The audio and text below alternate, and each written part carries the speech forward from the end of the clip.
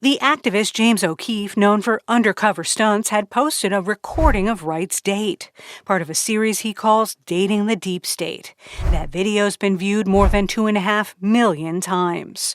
Wright's boss put him on administrative leave and then fired him. Dating in the nation's capital has always been difficult, but people who work for the federal government now face a new obstacle, being recorded by undercover activists. Some of those cases are making their way to court, where judges must decide what counts as free speech. NPR's Carrie Johnson reports. Brandon Wright was fresh off a brutal divorce when he joined a dating app in Washington, D.C. A woman who called herself Heidi caught his attention right away. The very first thing she asked me when she connected, she said, "So you're like the James Bond of IT?" Actually, Wright was a rank-and-file tech worker at the Department of Homeland Security, a public servant for 8 years.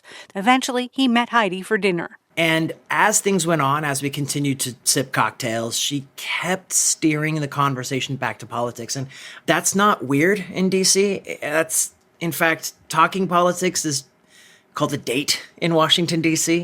Heidi excused herself, and when she came back, Wright says she moved her phone camera in a way that faced him. She sat down and immediately began asking me about, "So is there anything else you want to tell me about your political views?" And at that moment, my body started going, something's wrong. Something was wrong. Wright was on tape saying Kristi Noem, President Trump's nominee to lead the Homeland Security Department, was not a smart person.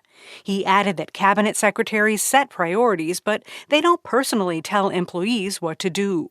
A week later, the threats began. I got people sending me texts with geolocation of my ex-wife's house, where my children spent half of their time, threatening me, saying things like, "I hope you can talk to Kristi Noem as well as you can talk to a honeypot." The activist James O'Keefe, known for undercover stunts, had posted a recording of Wright's date, part of a series he calls Dating the Deep State.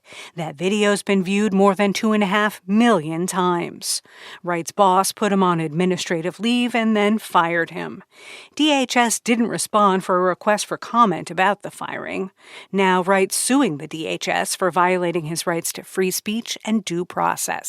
His lawyers mark Zaid. You still have First Amendment rights when you work for the government. You can still have your own private opinions. You can have your own private beliefs. Zaid's been closely following these kinds of undercover operations that mostly target mid-level federal workers and contractors. Few of those men have sued, mostly because Zaid thinks they haven't been able to find lawyers. We want this practice to stop. It's unfair. It's slimy, sleazy. James O'Keefe shows no sign of stopping. He recently posted more undercover videos that feature people who work at the Secret Service and the FBI.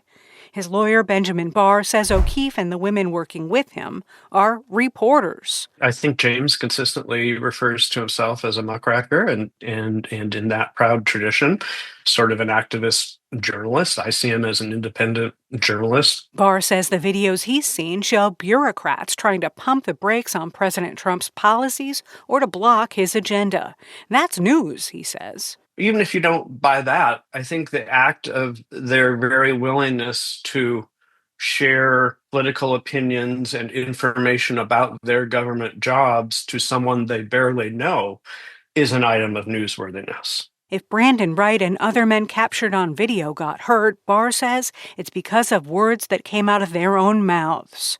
The men ensnared in these honeypot stings are testing lots of different legal theories. Sometimes they argue the women who do the recording committed fraud. Aaron Turr's director of public advocacy for the free speech group known as FIRE.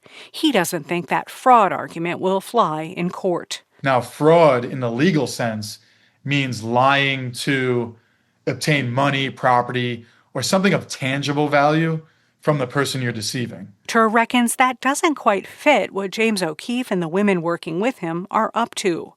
The First Amendment strongly protects gathering and publishing information on issues of public concern, and what's legal may not be moral or ethical.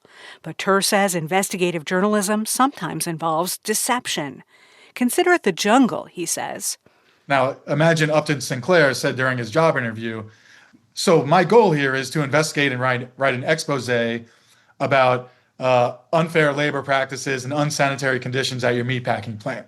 Right? That wouldn't have gone over so well. As for Brandon Wright, he's trying to move on. One bright spot, he's now engaged. O'Keefe didn't respond to requests for comment. Barr, his lawyer, says he's too busy pursuing other exposés, some of which involve older men meeting with younger women. James has joked, if you're 40 or 50 and a 9 or a 10 who's 20 years old shows up at an event and is interested in you, she's probably with James O'Keefe. Carrie Johnson, NPR News.